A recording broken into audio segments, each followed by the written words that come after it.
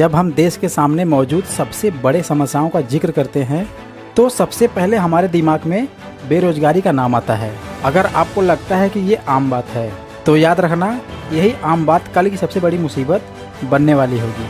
अगर आपको अब भी लगता है कि हम नेटवर्क मार्केटिंग क्यों करें, तो ये न्यूज वीडियो आपकी आंखें खोल देगी कि भारत देश की युवा कहां से कहां पहुंच गई है।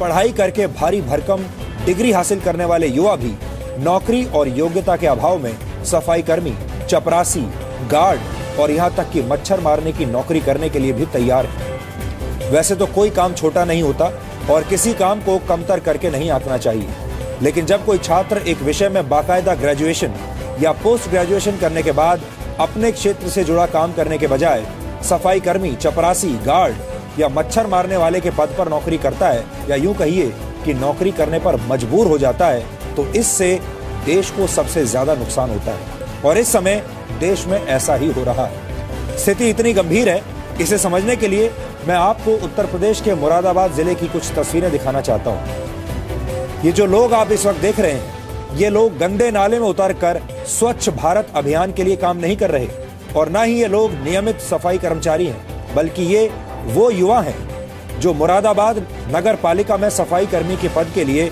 शारीरिक परीक्षा दे रहे हैं। मुरादाबाद जिले में सफाई कर्मी पद पर भर्ती के लिए करीब 58,000 युवाओं ने आवेदन किया है। जी हाँ, ये सारे युवा वो हैं जो सफाई कर्मचारी बनना चाहते हैं। लेकिन अफसोस की बात यह है कि इनमें से कई युवा ऐसे हैं जिनके पास ग्रेजुएशन, पोस्ट ग्रेजुएशन और यहाँ तक कि इंजीनियरिंग की डिग्री भी है।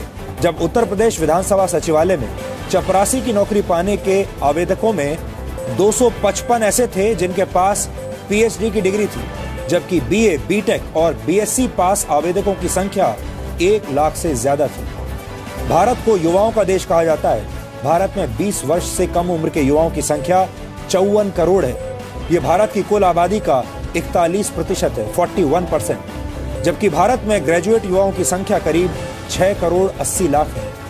युवाओं का देश कहे जाने वाले भारत में हर वर्ष 30 लाख से ज्यादा युवा ग्रेजुएट या पोस्ट ग्रेजुएट की पढ़ाई पूरी करते हैं, यानी पोस्ट ग्रेजुएशन की पढ़ाई हर साल इतने लोग पूरी कर लेते हैं। ऐसे हर 3 युवा ग्रेजुएट्स में से एक बेरोजगार रह जाता है। भारत में नौकरी करने की उम्र 15 वर्ष से 60 वर्ष के बीच मानी जाती है।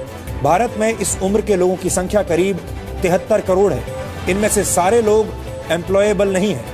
73 करोड़ लोगों में से एक सीमित संख्या ही ऐसी है जो कि नौकरी के लायक है, और नौकरी के लिए योग्य लोगों में भी सबको नौकरी नहीं मिलती। इनमें से भी 2 करोड़ 70 लाख लोग ऐसे हैं जिनके पास कोई नौकरी नहीं है। सबसे चिंता की बात यह है कि इनमें पढ़े लिखे युवाओं की तादाद ही सबसे ज्यादा है। बेरोजगारों में 25% युवा 20 से 24 वर्ष की उम्र के हैं, जबकि 25 से 29 वर्ष की उम्र वाले युवाओं की संख्या 17% है। यहाँ तक कि तकनीकी शिक्षा हासिल करने वाले देश के 16% युवा भी बेरोजगारों की लिस्ट में शामिल है।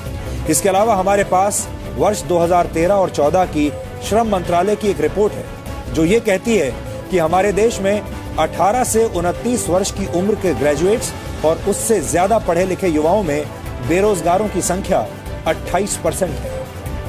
अब सवाल यह है कि हम इन युवाओं को कैसा भविष्य दे रहे हैं। ये कैसा भविष्य है जिसमें पढ़े लिखे युवा अच्छी नौकरी की तलाश में भटक रहे हैं और नालों की सफाई कर रहे हैं। ये विश्लेषण देखकर एक बार के लिए आपको हो सकता है हंसी भी आ सकती है, लेकिन ये हंसने का नहीं बल्कि शोक मनाने का विषय है। हम युवा देश होने पर गर्व तो बहुत महसूस करते हैं, लेकिन हम अपने युवाओं को उनकी योग्यता के अनुसार काम नहीं दे पाते। पढ़े लिखे बेरोजगारों की ऐसी दयनीय हालत के लिए हमारी शिक्षा व्यवस्था भी उतनी ही दोषी है। लेकिन हमारे सिस्टम को लगता है कि सब कुछ ठीक ठाक है। सबसे पहले आपको यह देखना चाहिए कि जब ग्रेजुएट और पोस्ट ग्रेजुएट युवा सफाई कर्मचारी के पद के लिए आवेदन करने पर मजबूर हो जाते हैं तो फिर क्या होता है। हाल चाल ठीक ठाक है, सब कुछ ठीक ठाक है। हाल चाल ठीक ठाक है, सब कुछ ठीक ठाक है। बीए किया है, एमए किया, लगता है वो भी एमए किया। बीए किया है, एमए किया, लगता है वो भी एमए किया। काम नहीं है वरना यहाँ आपकी दुआ से सब ठीक ठाक है।